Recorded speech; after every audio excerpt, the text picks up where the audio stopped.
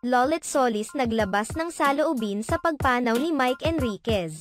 Naglabas na rin ng mensahe ng pagdadalamhati ang veteran showbiz columnist na si Manay Lolit Solis sa biglaang pagpanaw ng batikang news anchor na si Mike Enriquez.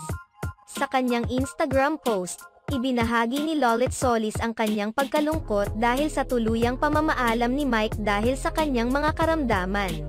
Sav 24 oras will never be the same again after the death of Mike Enriquez. Grabe talaga ang impact dahil matagal mo nang nakasanayan na napapanood si Mike Enriquez. Maganda naman ang naiwan niyang alaala dahil nakita mo talaga ang lungkot sa mga kasamahan niya sa TV at radio. Mabait na tao si Mike Enriquez kaya siguro malungkot ang marami sa kanyang pagkawala. Babaguhin ng pagkawala niya ang landscape ng TV at radio dahil sa tagal niyang napapanood at napapakinggan.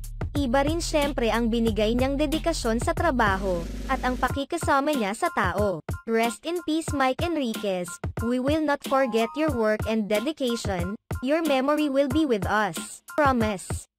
Maging ang ilang mga manonood ng 24 na oras ay nalungkot rin sa kaalamang pumanaw na si Mike Enriquez kahit pa hindi na ito active ngayon dahil sa kanyang mga komplikasyon.